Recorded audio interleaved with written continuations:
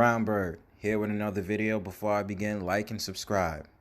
So today's video is going to be about a century old, a millennial old, or since the beginning of time issue of talking about the black and white subject. Guess who's coming to dinner, jungle fever, bed winching, all the names that you can mention out the book that relates to interracial relationships between so-called black people and so-called white people.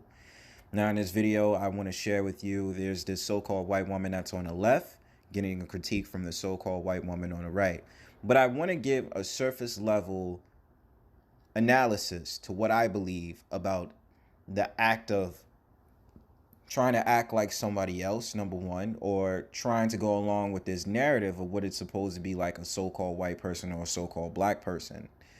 And you'll see here that this woman on the right is trying to critique the woman on the left because she thinks that the so-called white woman on the left is trying to act like a so-called black woman, especially with her having a southern accent and southern mannerisms.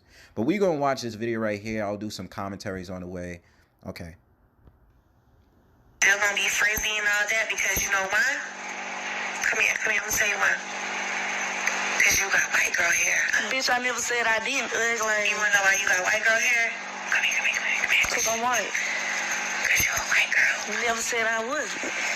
Bitch, you lame as hell, Miss Bitch. In case you didn't know. I know. It's hard to believe, right? You need to go clear that face up and straighten your teeth before you come that for shit me. still gonna be frizzy, little mama.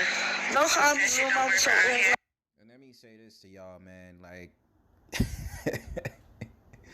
I feel like every nation finds a way to act like somebody else, right? This isn't a new thing that you're used to seeing. The so-called white woman that tries to take on the so-called black woman's aesthetics, tries to speak like the so-called black woman, especially if she's from the South, or vice versa. You'll see the so-called black woman try to act like a white woman, the Valley Girl type of aesthetics and all these different things. And I say this again because it's usually a biased argument where people don't like to be real about people acting like other people or nationalities trying to take on the mannerisms of other nationalities. Our shit too fine, too silky. Bitch, go wash your motherfucking head while you talking to me. Bitch. Oh, this still look cute with a Monica. Hey, this is a question for the white girls. For all the white girls who only like black boys, tell me why you don't like white men. Because I want BBC, and they can't give that to me.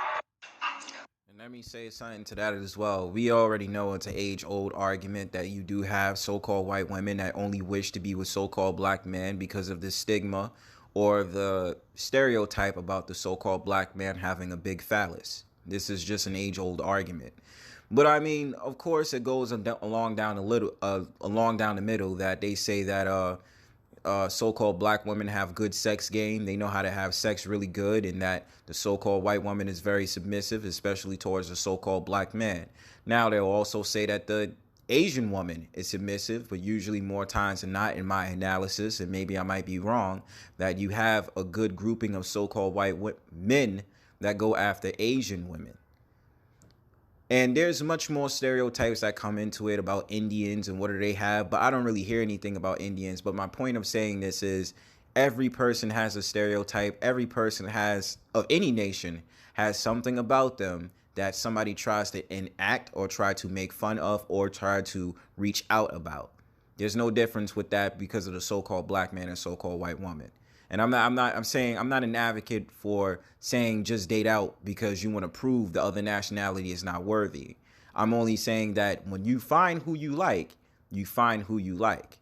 And let's not front like there aren't other nations out there that may want to be with another nation because they see a beauty in them. Or they, in this case, see that the so-called black man has a good phallus. First of all, these kids do not have identity issues. They know who they are. You just sound stupid as fuck. Then mixing races is not child abuse. If you want to have a baby by somebody who's a different race than you, that is perfectly fine. There's nothing wrong with it at all. It's just people like this who make it seem like a problem. It's not.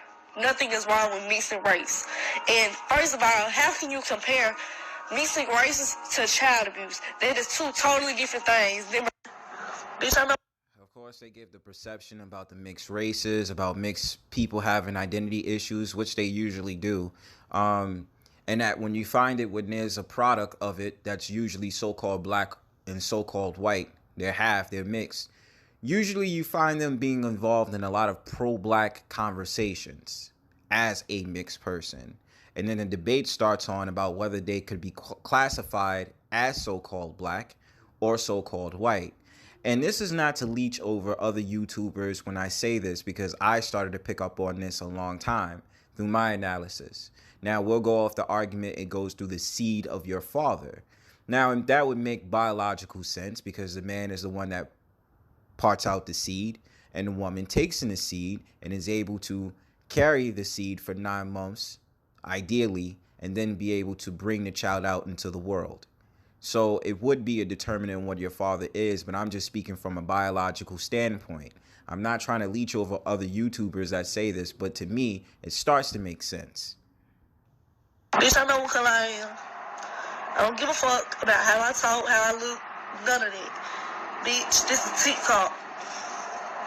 Bitch, y'all act like y'all get paid to comment on somebody's stuff and just be a hater. Like, damn, I'm tired of deleting comments.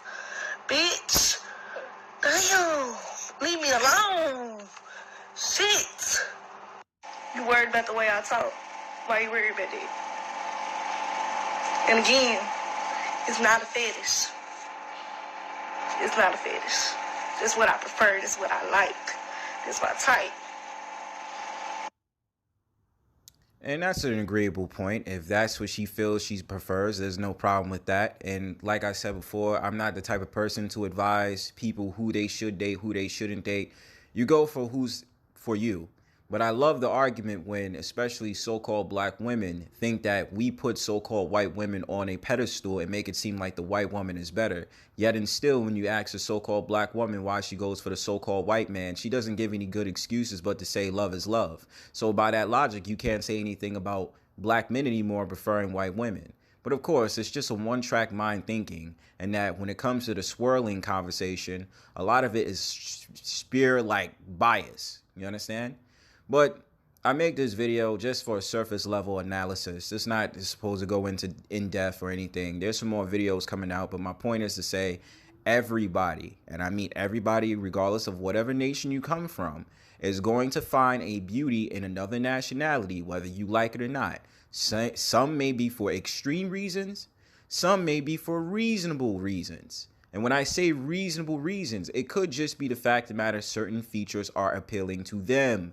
Just like you have certain features from African men that's different from so-called African American men. Caribbean men that's different from North American Negro men. When I say African American, I'm talking about North American Negroes, right? You also have Latino men that have certain features. The list goes on. And when it comes to women, the same exact thing. So my point about this age-old argument about the black and white, this, that, and the third, it's a ridiculous argument. It's a ridiculous claim. And now that we're living in 2020, the rise of interracial relationships is starting to rise for numerous of reasons. So what is this going to be a conversation about, and I say the next 20 to 30 years? Think about it.